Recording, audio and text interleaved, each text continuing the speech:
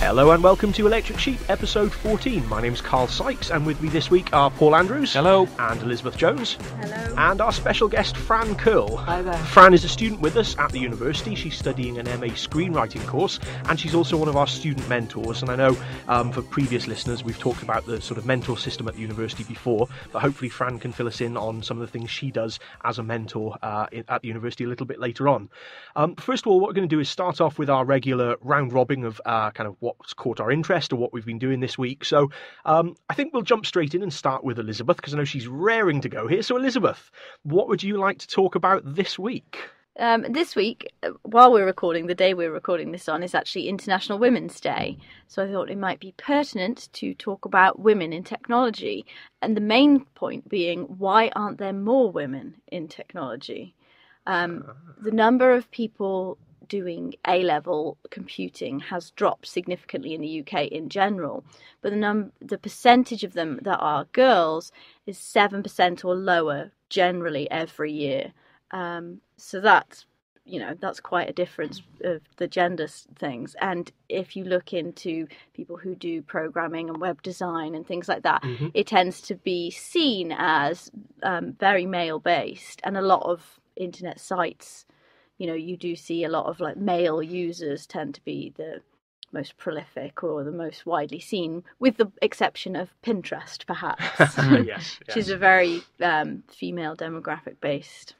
Well, I think actually then, I think probably the best person to start off on that might be Paul, because Paul's actually doing actually a course a woman at the moment. You did wonder for a second where I was going there. Yeah. No, Paul's actually doing a course at the moment. I know it's distance learning, but you Yes. do interact with the students on your course. Yeah. Can you just remind the listeners what the course is you're doing? Yeah, it's a master's in education and ICT, so information communication technology. Okay, and in terms of your experience from going into forums or chat rooms, or however your course in particular works in terms of integrating with other students, how have you found it? Have you found, as Elizabeth said, that there is a very distinct lack of women on the course? Not on the one that I'm on, but primarily the main kind of target demographic for that is because of educators who want to kind of get a qualification in using technology with their classrooms. And so we have a fairly large proportion of the people taking the course are female. They're female educators, but they are working primarily in the primary and junior school type of things. The guys on the course tend to be working.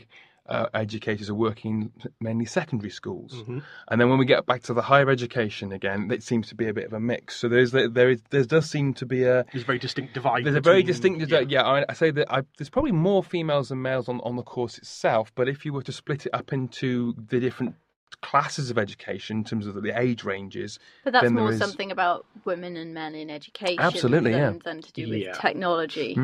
But yeah, it's an interesting one, because I don't think there's one clear answer. There was an article in summer last year in The Guardian about how they were saying girls need to be told or shown that computing is fun or computing is relevant or something.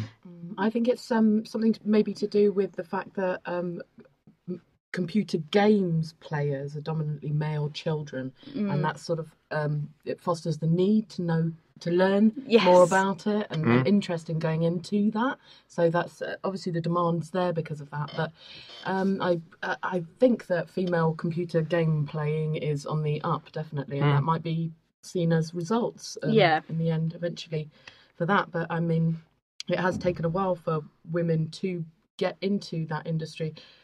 I think traditionally women always were the technologists. They were in the typing pool, they would write things up. I mean, what those sort of technologies have come from what was women's work, but there was also a very sort of clear glass ceiling there. So if you went in to become a typist or whatever, that was what you were forever. There's no progression within that role. So women have sought to leave that sort of role, I think, more recently. So that may be something to do with it as well, but very interesting. No, that's an interesting way of looking at it. Historically, it's interesting to note that the first computer programming language was actually created by a woman. This is true. Which is interesting. Ada Lovelace, for anyone who wants to look her up.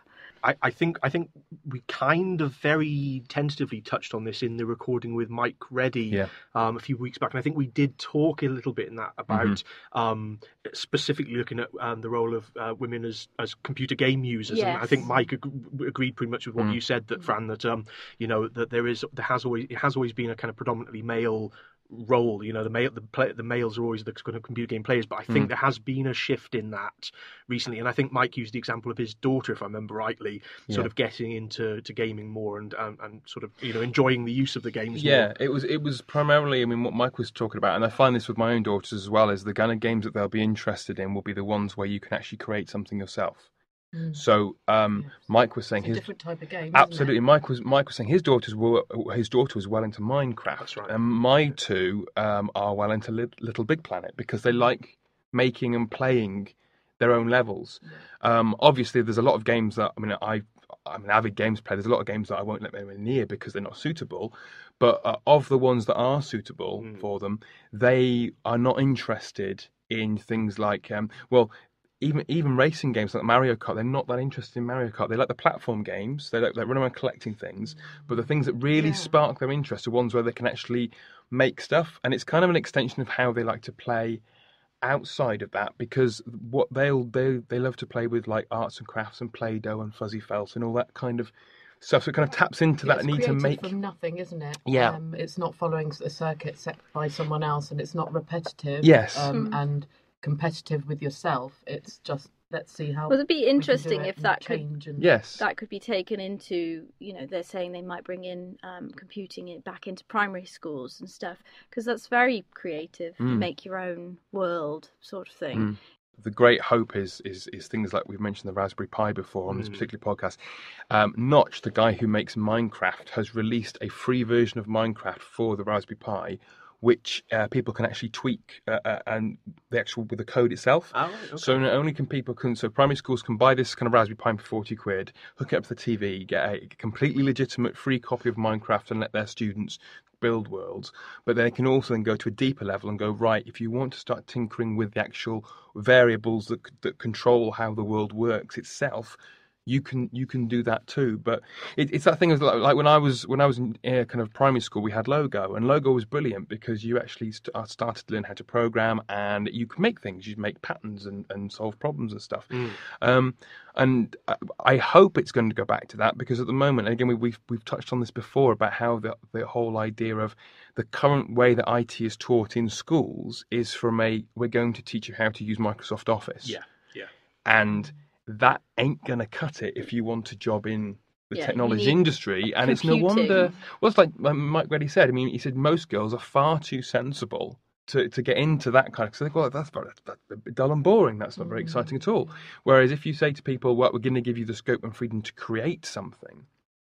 Yeah, I think it's interesting because at one point my daughter this morning said to me, "Oh, I've got a blog," and I said I was coming in to do this, and I thought, "Wow, you're 8." Yeah.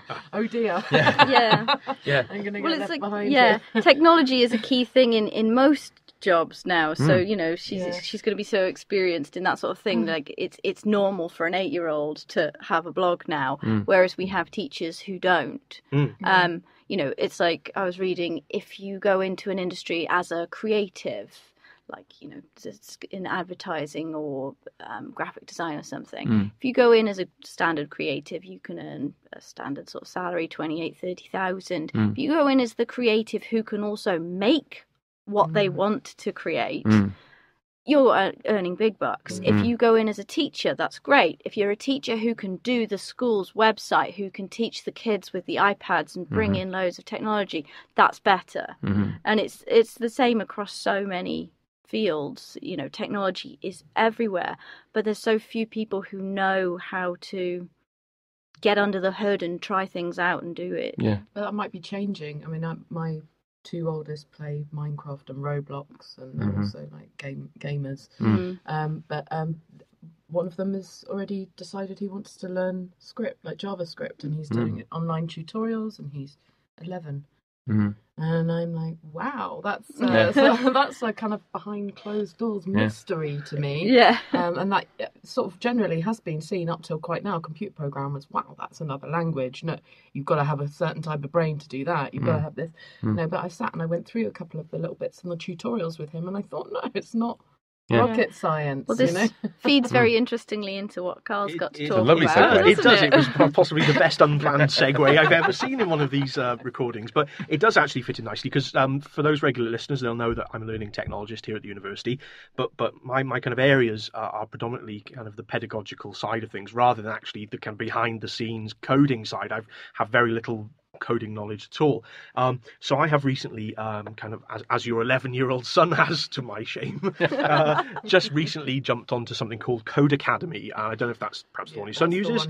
Absolutely, but it certainly seemed to be the best place to start off as someone who is new to coding or had a basic knowledge but didn't know quite where to go with it. And I found Code Academy actually is great. I've only been using it for a couple of weeks, but it allows you to kind of take a step-by-step journey through a number of different types of languages that you want to work with, and allows you to have practical elements within. So it's not a boring textbook that you find that's 1,000 pages long and it's slow going and it's boring and it turns you off very quickly. Code as you go along, don't you? Absolutely. And then sort of it brings up the little boxes and drop down things you've created, and it's like, wow, I just did that. Absolutely, yeah. And I mean that's the great thing about it. You know, I think one of the things we always preach as part of the training courses that we run is that it's no good with the things that we do just sitting in a room telling somebody about it for an hour and then saying go away and have a go if you get a chance.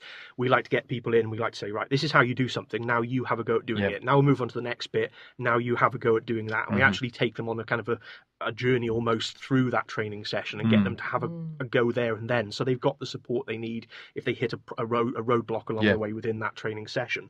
And Code Academy does that, and as Franz just said, it kind of gives you the information you need, but alongside it says, right, this is how you do something. And it's in depth and it is very descriptive and it tells you what you need to do, but then it says, now have a go. We've got the basics for this section, have a go, put the code in, do what you need to do. And there's a number of areas that you can cover. I mean, they cover HTML, Python, Ruby, sort of loads of different areas that you can look at. So you're not kind of just tied into HTML if that's not the way you want to go. I think you just said your son is looking at JavaScript. That's right, yeah, exactly. So there's lots of areas that you can choose to get into. And for those people who've been listening regularly to the recordings, we have touched on kind of MOOCs before, and the massive online open courses, and I think this kind of ties in nicely to all of that stuff as well. I mean, there must be thousands and thousands of people using these courses and dropping in whenever they want. They're not fixed to a tied starting date or anything else. You can just drop in and out of the sessions as much as you need to. It records your progress as you make your way through, but you can always go back and revise the stuff that you've done. If you get stuck on something, you can jump back a step and easily catch up on something that you might have forgotten along the way. Gotcha. And it's not the only example of this particular sort of type of course, and there are others. And if, off the top of my head, my colleague Richard did mention one earlier, and it's gone straight out of my head, so I can't remember what it's called. But I will ask him again to remind me, and we'll put some links up. Is it lynda.com? It wasn't. No, it wasn't that one. I can't remember, unfortunately. There's a lovely one aimed at kids. There's two levels, and I can't remember what the one for the littlest kids is, but there's one for sort of middle-aged kids called Code Maven, which is nice, and it's got like a little animation that you program and edit around.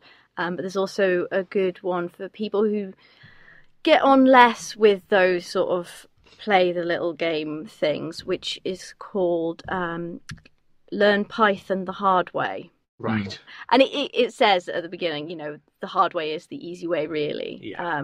But it's a different way of doing it, where you do a lot of exercises that is just whacking it into your brain. And for some people that works really well. For me, that works best. It's just like revision, basically. But there's lots of different ones. There's Learn Python, Learn Ruby, and on and on. Yeah, so, absolutely. There's plenty of choices out there for you to infinite dip stuff into. on and the actually, internet. I think this is nice because we have talked as a team before about having more kind of training and experience using these areas. I know Paul and Richard are pretty prolific on it anyway, but the rest of us in the team are kind of, I don't think anybody would mind me saying we're kind of fairly newcomers or beginners to that sort of thing, and we want more information on how to kind of increase our background knowledge of coding. So I think something like this, rather than just a sort of a half an hour here or there, being able to sign up to these courses and actually dip in and out of it and train ourselves, but have the support of our colleagues whilst we're doing it if we need it, is a really useful way to kind of learn this stuff. So yeah, I'd highly recommend it, and then obviously we'll put links on the site for that. So definitely. Yeah, that sounds great. Absolutely.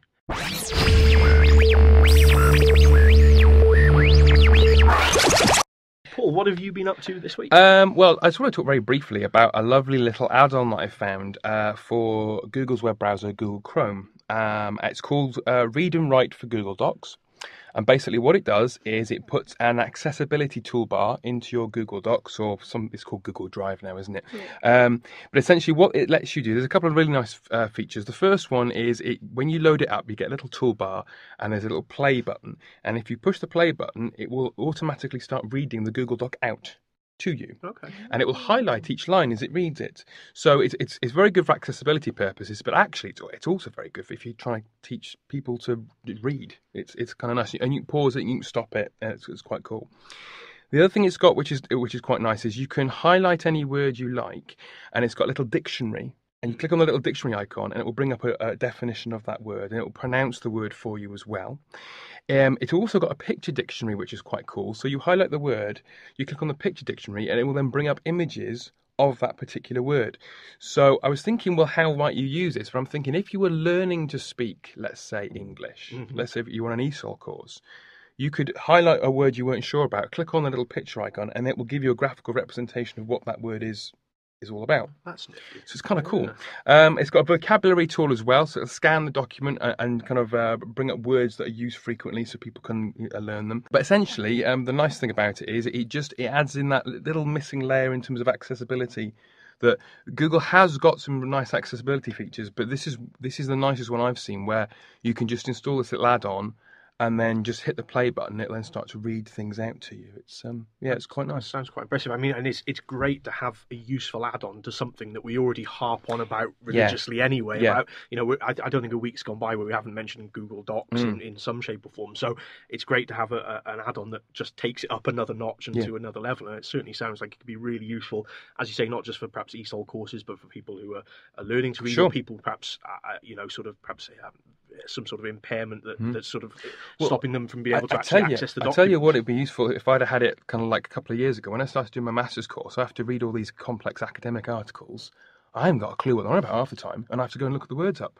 So it'd be lovely for me to just kind of click on the word and it goes, oh, they're talking about this. So it's a translator tool, isn't it? Basically, it's like I'm turning to plain English, please. But again, it's completely free. It's available on the Google Chrome web store. We'll put a link to it up on the website. But if you do use Google Drive, check it out, because it's a nice little free tool to have.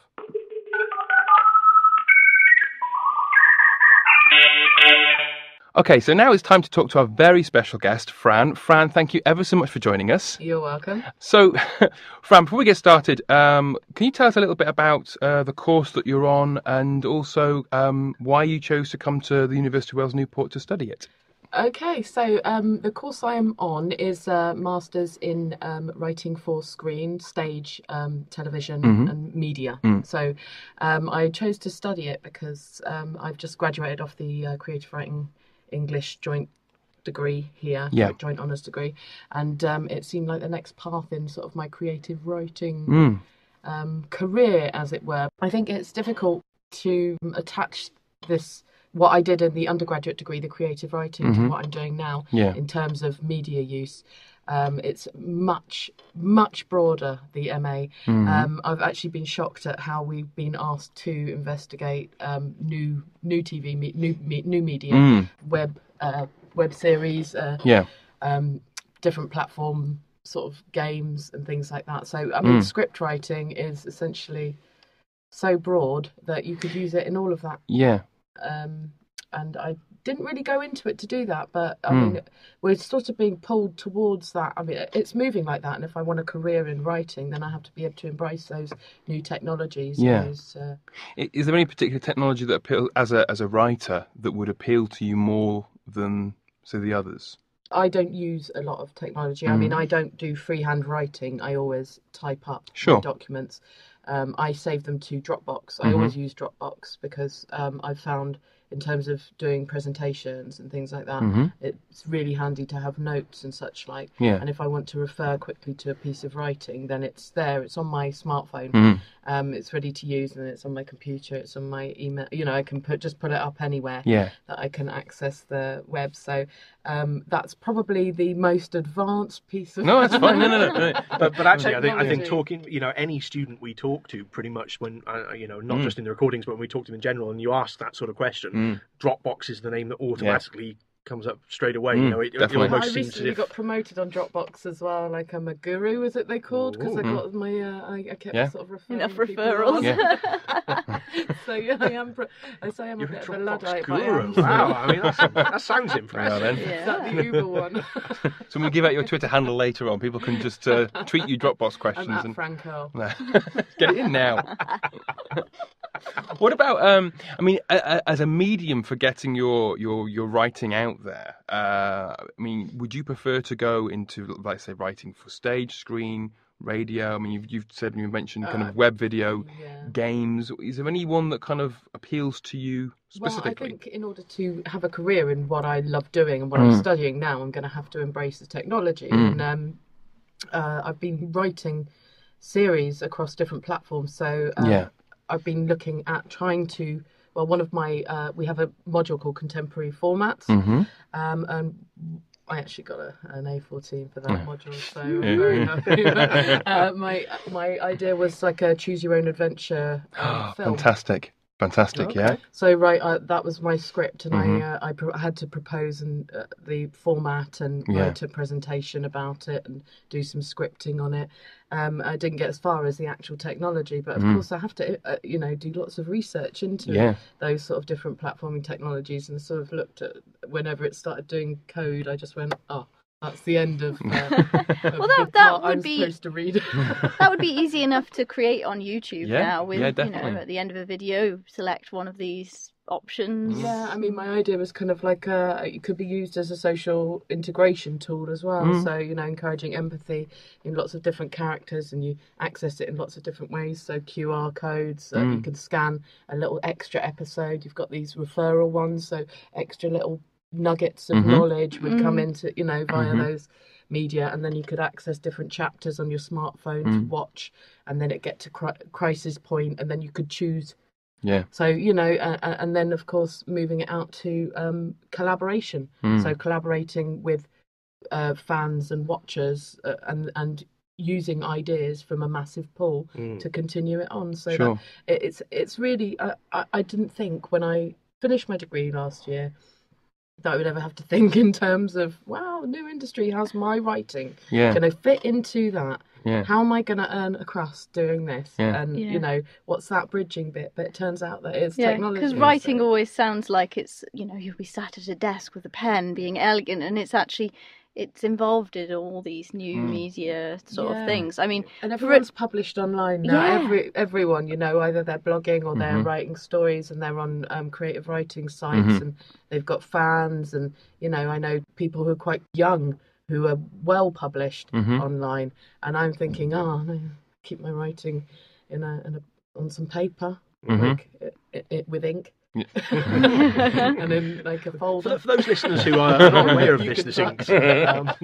What is this fabled? But I mean, for people who think that the type of writing that Fran was talking about, having choose your own adventure and extra add-ons and things, that sounds like the future, and that'll be weird. It's the present. Well, tell you what, choose your own adventure. Ian Livingstone. Absolutely, yes, Sir Ian Livingstone. I mean, back in the days, they actually started the Choose Your Own Adventure books when I was about 8. Fighting fantasy. Fighting fantasy, yes. But I mean, the ones that are like, online with things on your smartphone and people talking and the fans being involved, it's already happening. I mean, there's one that I watch religiously on YouTube called the Lizzie Bennet Diaries, which is an adaptation of Pride and Prejudice, obviously. And it's been going on for about a year. Paul has no idea what Pride and Prejudice is. You've lost him now. I've heard of Pride and Prejudice and Zombies. Yeah, I've heard of that Yeah. one. Yeah. Well, this is Pride and Prejudice for the YouTube generation, and Lizzie Bennet has a YouTube vlog, and so she's doing her diary about what's going on. But she has one, and then her sister Lydia Bennet started having a video diary, and then William Darcy's has a digital media company, and they're all on Twitter. All the characters are on Twitter, interacting with each other, and people are leaving comments about what might happen to Lizzie Bennet, and she's acting as though she doesn't know. And everybody's been talking about the flirtation between two of the characters, so they made them actually do something to react to that, and it's all happening in real really time. interesting, isn't it? Yeah, we're just drawing a very distinct line in the sand here. From my point of view, I've been reading something very similar called Day by Day Armageddon, which is about the zombie apocalypse. But actually, the classic novel. Absolutely, but actually, it followed. It's actually come out in novel form now. But actually, the basis behind it is exactly as Elizabeth was saying. It was written in sort of installments online by a single writer.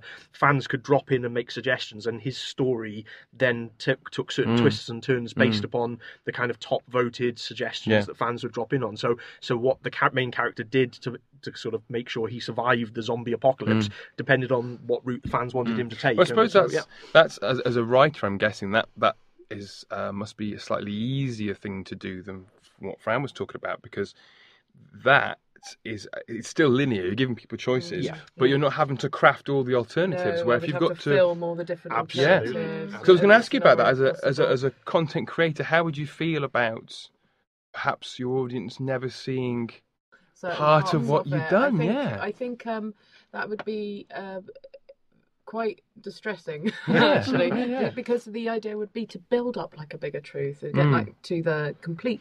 So, he's the baddie, and then you see something else. Oh no, actually, it's not. Something's. But that's something's interesting wrong here. because it's the same conundrum that musicians have gone through with the rise of iTunes and the single, and people download a single. They don't care about the album, and an artist has slogged over a whole concept that's gone behind many pieces all put together. And can you imagine Dark Side of the Moon, just kind of one of those tracks? and people do. They play just one of them. What?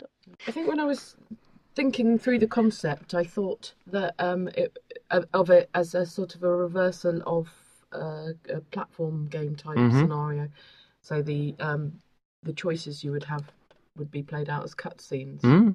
So the main play would be the film. Have you been talking to Sam? To control that. Right. Okay. And then the cutscene type things would be where you would Gotcha. experience the changes in path. But I think actually what I was looking at was a lot to do with Destiny and keeping the end the same, because Right. so you have a branching unrealistic. but coming back. Yeah, so like Oedipus Rex type story where they're trying to divert Destiny but end up through diverting Destiny coming back through several different scenarios to the same. Because that's always a challenging. I mean, again, as regular listeners know, I'm a massive video game nerd, and it's always the challenge for the games now when they have these branching endings, because they all spend a lot of money making, let's say, 3 or 4 endings, but knowing full well that most of their audience will only play through one, and then the rest of them they might watch the ending on YouTube because they think, well, actually, I can't be bothered to play, or I haven't got the time to play the game again.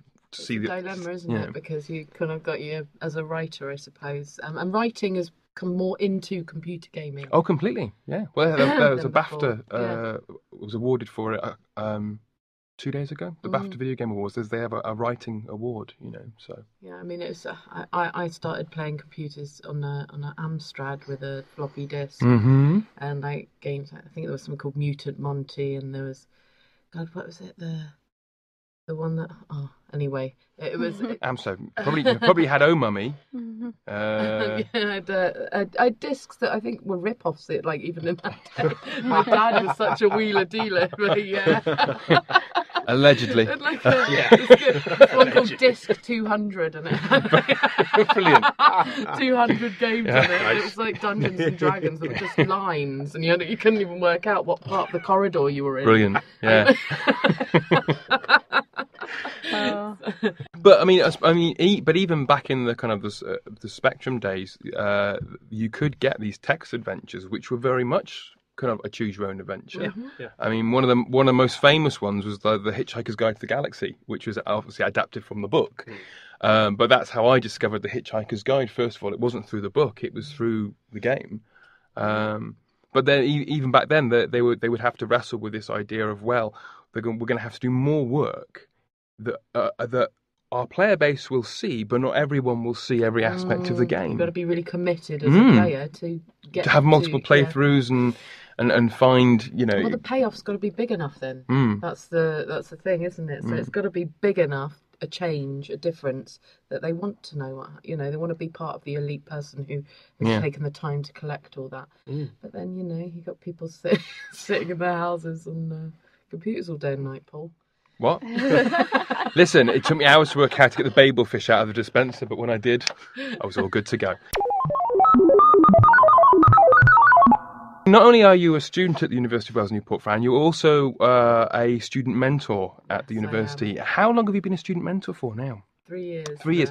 Can you tell us a bit more about your specific role within the programme? The role's really evolved. When I started as a mentor in the first year, it was very focused on, let's get out, let's get these people to chat to us and tell us their problems, and let's help them find somewhere to go, and we'll have a coffee with them. Sure, so it's like a buddy system. Professional friend, come and sit with me and my mates, and we'll have, a bit of banter and make you relax and hook you up with someone, maybe if it was a social thing, or, so something like that. Well, obviously, student services and that, but I mean, more recently, it's been sort of lots of things to do with blog training, and sort of we've been asked to hit more sort of, I don't know if it's to do with needing to evidence what we do, because it's quite difficult to get evidence of the impact that the student mentors have, which is absolutely massive. But I mean, quite a lot of the time, you won't get any plaudits, as it were, till sort of very retrospectively in the future. Yes. So in terms of measuring the impact of the scheme, I think not only for that, but also for the in regards to personal development, that we had to be able to learn new things and use those to impact on the job we were doing. So blog training and things like that were really important. And so I have to admit that I am a bit left behind by things like that. I wish I weren't, and if I had, say, a lot more time, I probably would be more involved in writing blogs and such like, but I do quite a lot of stuff with the degree and the work and everything. So it's something that I don't think about doing. I was never a diarist or anyone who if I want to record something that I think is important, I'll write it in a story or I'll write a play about it. That's how I do it. But I mean, I do see the value of it, and I see the value of having your own sort of what they call pages, where you go websites and e-portfolios and particularly as a writer, promoting yourself online has got to be hugely important. It is hugely important, but at a time when you're still studying like I am, where you have deadlines to hit that are not necessarily complete piece of work or stuff that you think is tailored for general marketing purposes, whether it's more tailored towards the audience you have as in your exam board and in your tutors, it's not something that I would want to advertise my writing as. So what I would do then is I'm saving everything I ever write into Dropbox, and when I emerge, I suppose not out of this degree and have time to write what I want to write, I will have enough supplementary material to put something very substantial and good down, and I'll also have the knowledge now to do it. Because actually, you're right, because sometimes, yes, self-promotion is hugely important, but if you haven't got enough stuff ready to make a proper impact, Yeah. actually it possibly Well, could be it's a detrimental. big because- disappointment. Absolutely. No one will ever go back and So, look so in again, some ways, so- sometimes it might be a much better idea to kind of build up a bank of information and then kind of saturate the market with it almost, But that's it. rather than kind of dropping bits out But have something as to and put when. out daily, Yeah. even if it's a couple of hundred words, instead of just having 1,000 words something down once a month, or Yeah. I mean, I could even see like once every 6 months, or, the situation I'm in now. But what's important is that the courses and the training's available, so that it's there when I need it. Yeah, absolutely. And I mean that it's an interesting one, because I mean, we work with educators, and there's a lot of emphasis being placed on saying, oh, well, students need to be creating an electronic portfolio, but actually, when you're on a degree course and you've got deadlines to hit, I suppose it's something where people go, well, actually, my degree is part of my existence, but if I mean, you have children. Yeah. You also work, so it's a case of saying, well, actually, yes, I recognise that's important, but also I'm not going to do it now because I've got to focus on. It's about appropriate use, isn't it? I mean, I wouldn't want to give myself the pressure of filling up a blog continuously because I know I wouldn't be able to do it. Yeah. And then I'd probably feel worse. But I've got that. It's a seed there. And I water it, and it's like those resurrection plants, isn't it? The ones that can be like 600 years in the desert. Oh, right. They water, and back to zombies again. And then they get watered, and they come back to life. The key is you've got the knowledge of the technology. And then I've got other things that I can let go that will shrivel down to seeds, and they're still remaining there, and I can water them when I need, and sort of use that to balance sort of the time I have and availability I have out. But the more seeds I've got, obviously, the more comprehensive my book, my portfolio, my abilities. So, and in terms of blogging, I mean, I'm sure Paul, and Elizabeth, because we do blog quite regularly, I think it's very, very easy to lose your target audience if you let it slip for too long. So if you don't post something for a week or 2 weeks or 3 weeks, you can very quickly lose your audience who want that constant update of information. If they don't get it, they'll move on to something else, and you're gone. So, well, one of the things I always put if I'm doing some training about Twitter or blogs or whatever is to set up an expected frequency of output. Yeah. So if you don't think you're going to tweet or blog very regularly, set it up so that you only do something once a fortnight. If you think you're going to be doing it daily, you really need to be putting the work in to make sure that you are keeping it daily or multiple times a day. Don't set it up to start with as being, right, I'll do this every single day, and then be like, I'm worn out, I shan't do it for 2 weeks. Inconsistency will lose you more market than being frequent for a while. Exactly. If you can keep at something for a year, you'll have an audience. It doesn't matter if you've only been doing something once a week. If you can keep doing it, you'll get there. Absolutely.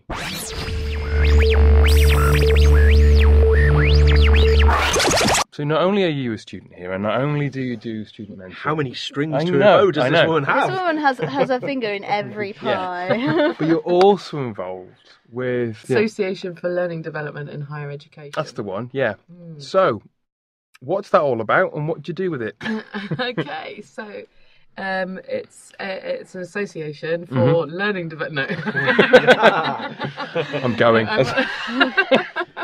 So it's a group of like-minded individuals who and obviously members of institutional members and individual members across the UK and beyond who do what they can to promote learning in higher education, and look at things like best practice and work with people. So like the QAA, and, they wouldn't sort of follow the same principles exactly, but they definitely consult with each other and look to try and promote without being biased to anyone.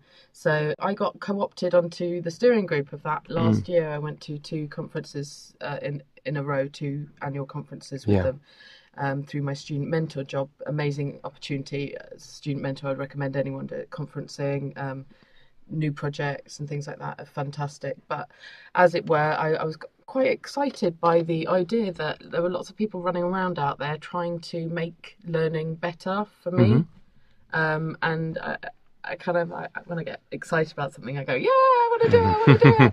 And I got to say, it's been absolutely brilliant. I've been nearly a year as a member now, first student member of the steering group, so I was quite proud of that. And yes, I am currently being groomed. Is that the right word? Depends how you're going to follow the end of that sentence. To take over things like the newsletter, and I've been quite involved in sort of developing communication strategy for the group, which Carl will know about because you came to a meeting. I did indeed. I nearly killed Fran and Kerry, who was with us, off that day by taking a wrong turn in on the way back and nearly missing our train, and we had to run like Forrest Gump to get there. It was. Yes, we did. We can look back on it and laugh now, though, can't we? Because I really feel like I'm going the wrong way. No, it's just around this corner again. Brilliant. Cue mad dash. Thanks, Carl. No, but actually, that was a really useful session to attend. meeting. It was very interesting, and it was looking at, I think, if I remember rightly, the technologies that were currently used by the association, and whether those technologies could be changed to something more suitable or streamlined, or whether the practice that was there was working correctly. And it was great to kind of throw ideas out to people from other institutions around the country, and kind of pool ideas as to what worked best to solve a particular problem. Yeah. So that was a really useful session to attend. Yeah, I think the sort of necessity arose from the fact that, I mean, I was a new member last year. I think they had the biggest biggest sort of growth in steering group member numbers last year than ever before.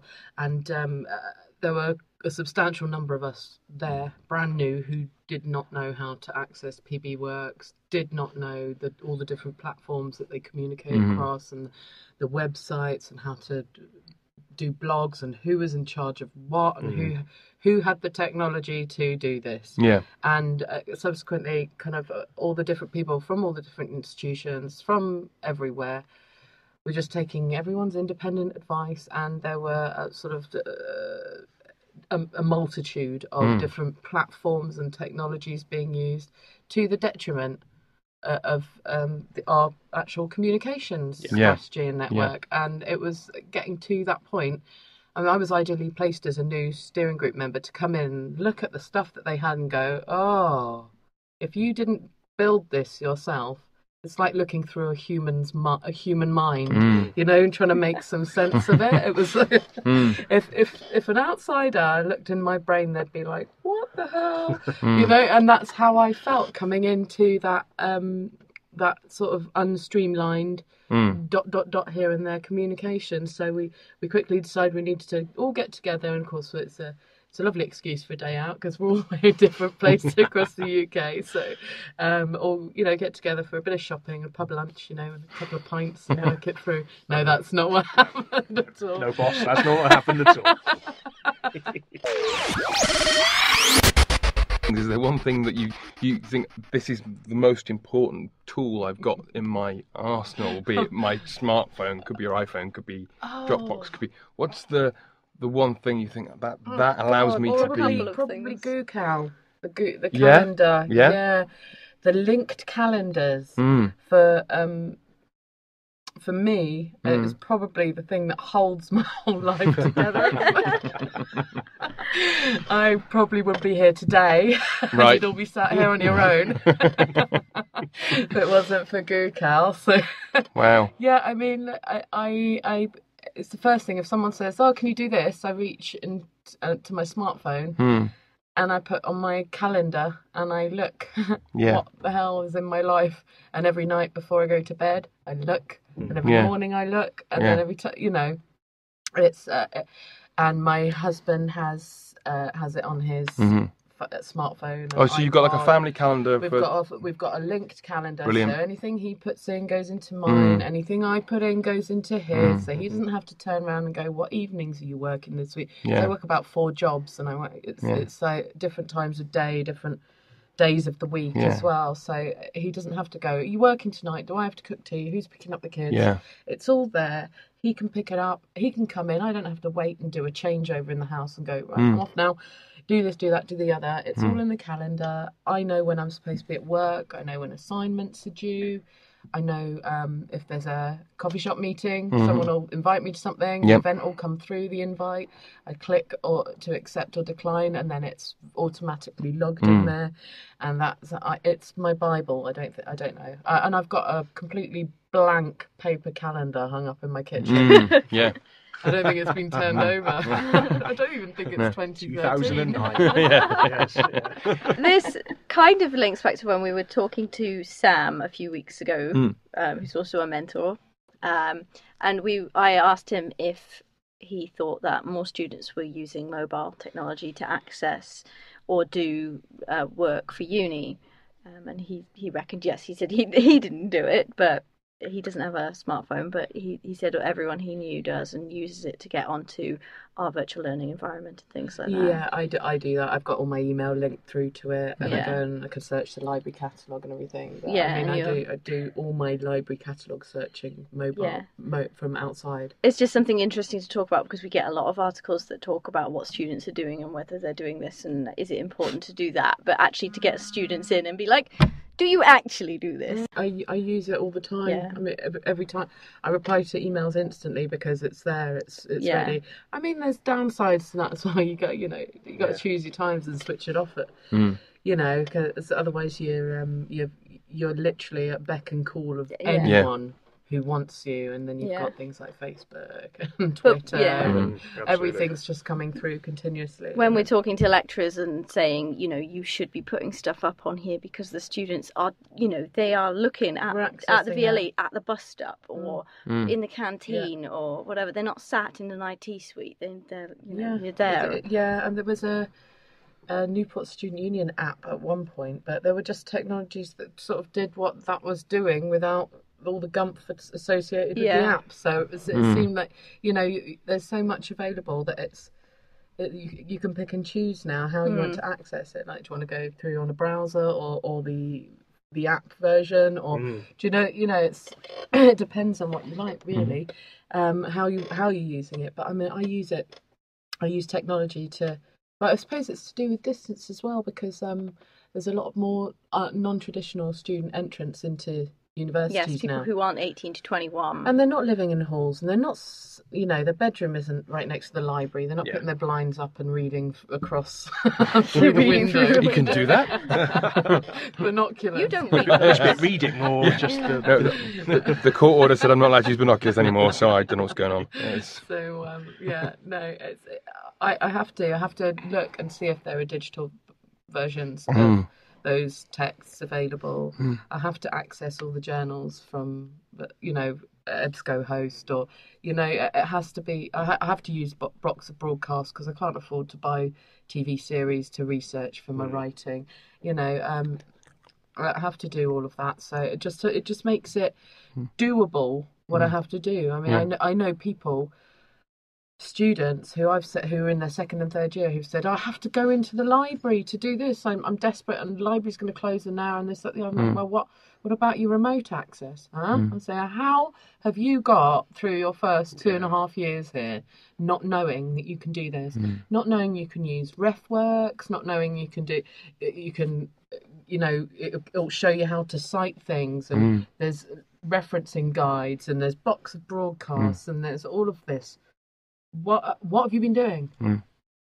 Have you ever actually opened your student email account? There have been that's cases. an oft-answered asked question. There have been cases of that. I know you guys can probably remotely access figures and facts for that, but I find it shocking because I sort of say to people on my course now who aren't sort of, because they're masters and a lot of them coming from the broadcast industry, and they've all got their own established email addresses and all of that. Sure. I say to them, did you get the email in the week? And they said, no.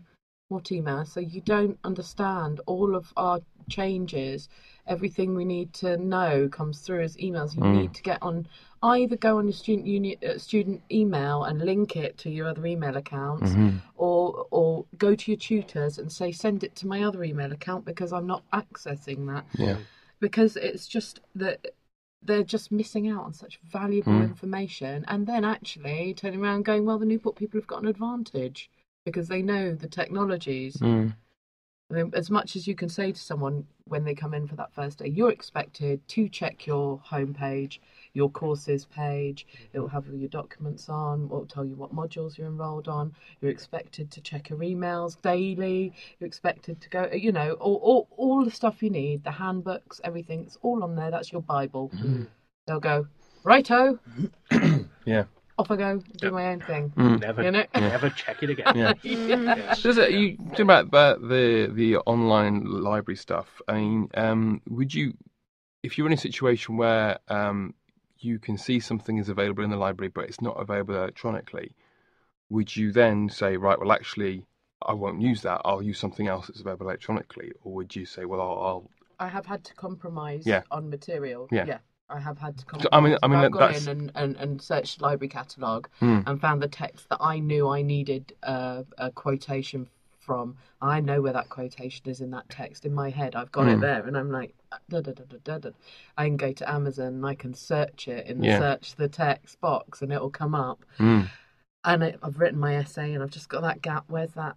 And it's not there. Yeah. And I go, okay, let's reformulate that whole paragraph, change my argument to fit the text that I'm able to access at 10 o'clock at night on a Sunday before a 9 a.m. hand-in on a Monday. So, yes, it is detrimental to the fulfilment of potential, I suppose, when you can't access those materials digitally. Yeah. Okay, so if people do want to get in touch with you, you've already mentioned you're on Twitter. What's your Twitter handle if people want to drop you a line? Okay, so it's Fran Keirle, so it's Frankeirle. It's a bit of a tongue twister, that one. Fab. Yeah, so at Fran Keirle. Brilliant. Well then, thank you ever so much, because Fran's got to run off now, so I just want to say thank you ever so much welcome. for... wasn't too awful. No, it's brilliant, fantastic. And we'll see you later. I look forward to seeing it, hearing it. Something.